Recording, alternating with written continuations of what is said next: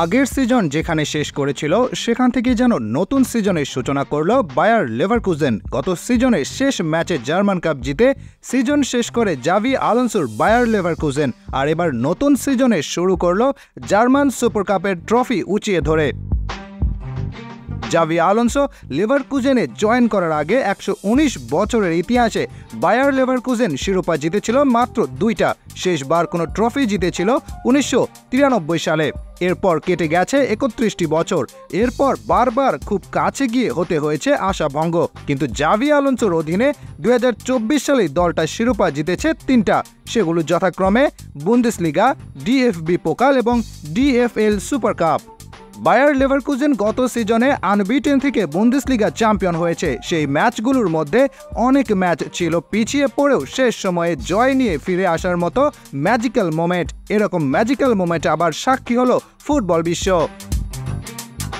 DFB super কাপের ফাইনালে স্টুটগার্টের বিপক্ষে 30,810 ধারণ ক্ষমতা সম্পূর্ণ বে অ্যারেনায় ম্যাচের 11 মিনিটে ভিক্টর বনিফেইসের গোলে এগিয়ে যায় লেভারকুজেন। বেশিক্ষণ এই লিড ধরে রাখতে পারেনি লেভারকুজেন। স্টুটগার্টকে সমতায় ফেরান এনজো মিল্ড। এরপর 37 মিনিটে বড় ধাক্কা খায় লেভারকুজেন। ট্যাকল করতে গিয়ে লাল কার্ড দেখে মাঠ ছাড়তে হয় মার্টিন টরিয়ের। এরপর ম্যাচের বাকি সময় 10 জন নিয়ে খেলতে হয়েছে লেভারকুজেনকে।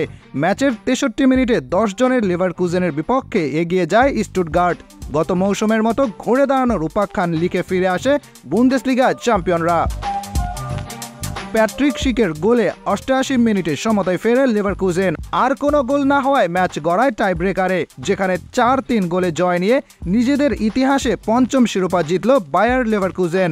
জোসে মৌরিনহোর নামের পাশে সবাই স্পেশাল ওয়ান শব্দটা জুড়ে দেয়, কিন্তু কেন তাকে স্পেশাল ওয়ান বলা হয় তা কি জানেন? প্রথমত, ছোট এবং মাঝারি মানের দলগুলোকেও তিনি ট্রফি জিতাতে পারেন, তবে তাকে স্পেশাল ওয়ান বলার সবচেয়ে বড় যে কারণটা তা হলো তার ফুটবলীয় দর্শন। তার করা বহু ভবিষ্যৎবাণী সময়ের সাথে সাথেই সত্যি হয়েছে। পগবাকে নিয়ে করা ভবিষ্যৎবাণী, ম্যানিউকে নিয়ে করা ভবিষ্যৎবাণী সব সত্য হয়েছে। জাভি আলোনসোকে নিয়েও একটা ভবিষ্যৎবাণী করেছিলেন তিনি। মৌরিনহো বলেছিলেন, খেলোয়াড়ি জীবন শেষে আলোনসো একদিন মস্ত বড় এক কোচ হবে, তার ট্যাকটিস হবে অসাধারণ, অনেক সাফল্য পাবেন তিনি কোচ হিসেবে। এর কারণ হিসেবে মৌরিনহো দেখিয়েছিলেন আলোনসোর পরিবারের ফুটবলীয় ব্যাকগ্রাউন্ড। আলোনসোর বাবা একজন প্লেয়ার ছিলেন। রিয়াল সোসিয়েদাদের হয়ে 2বার লা লিগা জিতেছেন আলোনসোর বাবা। এরপর বার্সেলোনার হয়েও একবার লা লিগা জিতেছেন আলোনসোর বাবা।